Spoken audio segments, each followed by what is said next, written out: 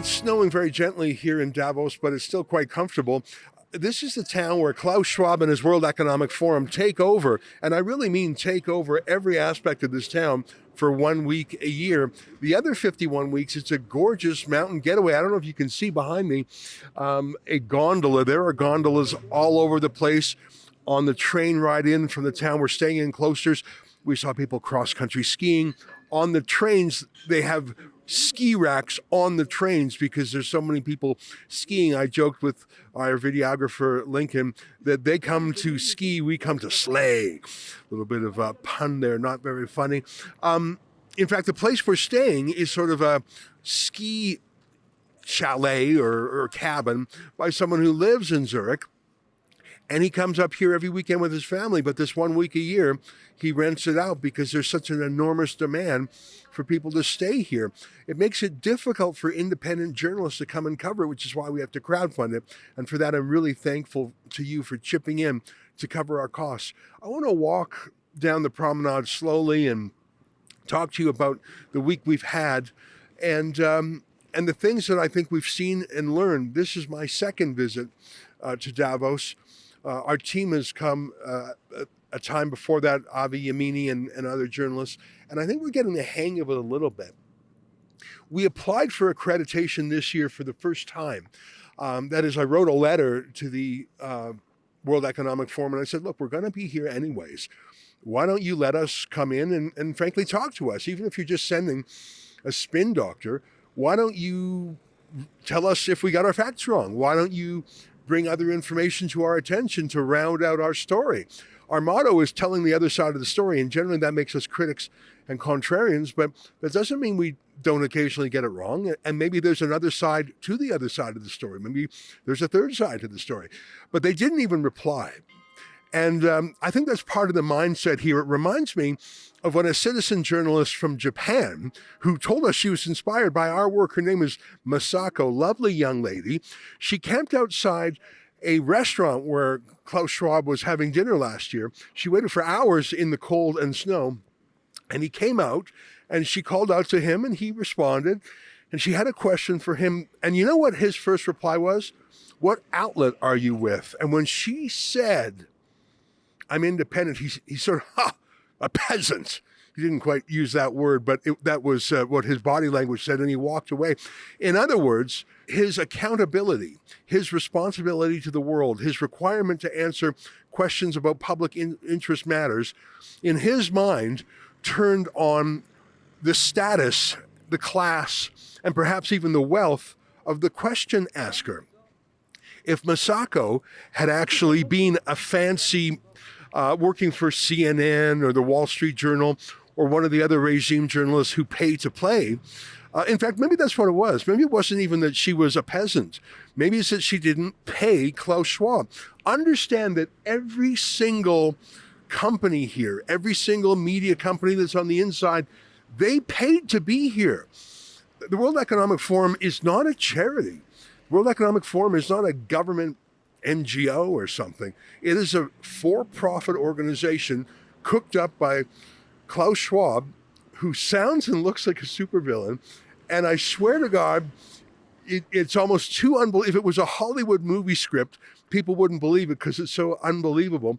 His father was a Nazi industrialist, a factory manager, who went to Germany to help Hitler's war effort. He went to Germany to run a factory. And Klaus Schwab himself obviously learned from his father. Klaus Schwab was affiliated with the CIA. If you were to write this script, a Hollywood agent would say it's too on the nose. You can't have a supervillain looking guy with a German accent who dresses sometimes like a space alien, whose father was a Nazi. No one will believe you. It's just too far. That is the truth. And one of the things I tell our team at Rebel News about conspiracy theories, because there's all sorts of crazy ideas out on the net. And once in a while, a conspiracy theory turns out to be true, by the way. Jeffrey Epstein is an example of that. Harvey Weinstein is an example of that. But I say to my team, there's so many insane things just lying out there, unreported, that we don't even have to dig hard for. No need to indulge in conspiracy theories. The world is crazy enough. And that's my approach to the World Economic Forum. What this supervillain Klaus Schwab says and what the other oligarchs he meets with say is so outlandish and so dangerous. Simply reporting the truth is shocking enough. And I think that has been proven this last week. We've been here in Davos, Switzerland. I should just point out as we walk around here now how things are shutting down. There are some final panel discussions and final events, but you can see the streets are very empty by comparison. Some of the Potemkin Village movie sets are being stripped down and shut down. The town will revert to its normal state. Nature is healing. The skiers are taking the places of the politicians and the lobbyists and the bureaucrats. For the past week, these cars would have been ticketed and towed. Police would have swarmed them because this entire promenade, this is the downtown strip in Davos. They call it the promenade. It was completely taken over. I could see some people lingering. There's the Kurdish house. I never did get a chance to step into the Kurdish house and have a cup of tea. I would have liked to. I regard myself as a fan of the Kurds. I went to Kurdistan a few years ago. That's an unlucky country that I think is, well, it's a proto country. They want independence from Iraq and from Turkey, neither of which wants to give it to them. There are some people who come here, like the Kurds, obviously, that are trying to win international support for their causes. I'm not sure how they did. I would have liked to pop in.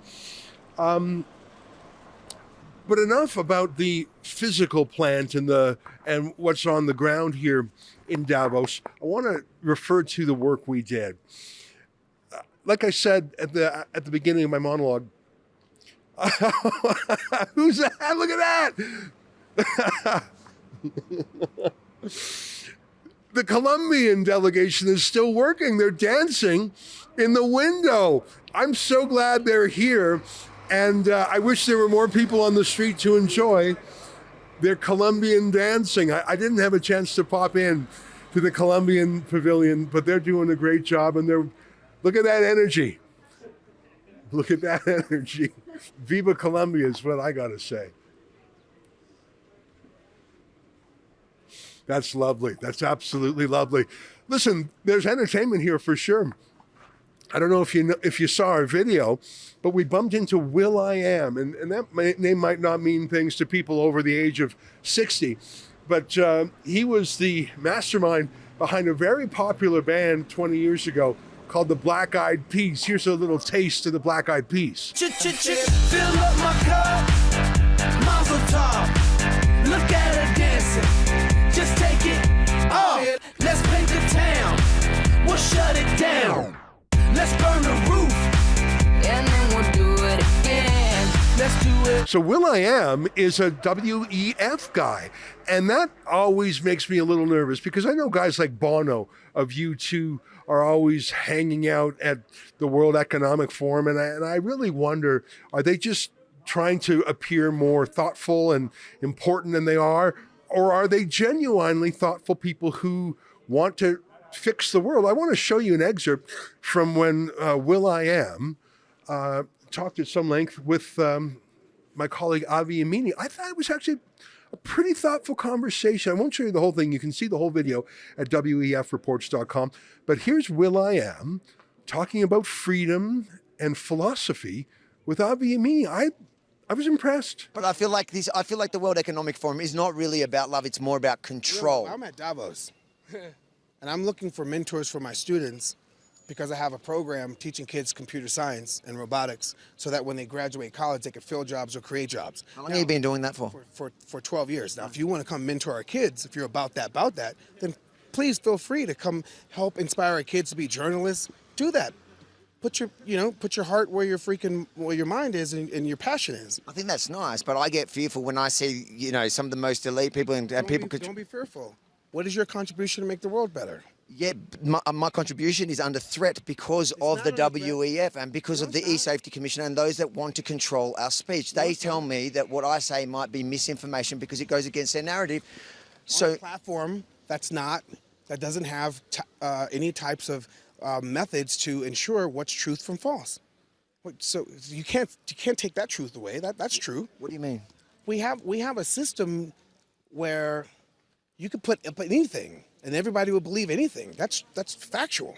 Yeah, but so the government, they want the government to say to knock things off that they say is not true, whereas Elon Musk has implemented a system called community notes, which it means that the entire world puts their own response, says that is true, that is untrue because, and people voted up and voted down. Yeah, as opposed to the government turning around and putting their money behind fact checkers, so activists. They're activists who are hired to a small group to say, no, hold on, that's misinformation. So COVID was a great example. During COVID, when we were talking about the vaccines and whether the spread of whether it stopped the spread, whether it minimized the spread, anybody who questioned that narrative at first were kicked off most social media platforms at the time. Hold on, at the time, right? That's why. Okay, so that piece of information that we weren't allowed to discuss in open space because people like in the WEF were saying that the government should control. How's that? That's why I'm saying to you that's under a threat. Do you think that that's okay? No, not at all. Not at all. Not at all. So could you take that message in there that you think that people should have the freedom to express themselves on social media, even if the government deems it false? Yeah. So I have the things that I'm passionate about, where I go and my viewpoint, is we did not get Web 2.0 right. Yeah. Social media was not executed properly. I do believe in freedom of speech and freedom of expression, and no one's account should be undone because they're doing their version of freedom of speech. So it's not all evil supervillains like Klaus Schwab and Larry Fink. You do have fun stuff like those Colombian dancers and entertainment. I mean, listen, all these VVIPs in town, they'd like to have fun too. I mean, the restaurants and the hotels around here really are luxurious. Like I say, it's a ski chalet. I mean, this is just an example of what this place is focused on most of the time, skiing and having fun. So no wonder the supervillains like to come here and have that lifestyle.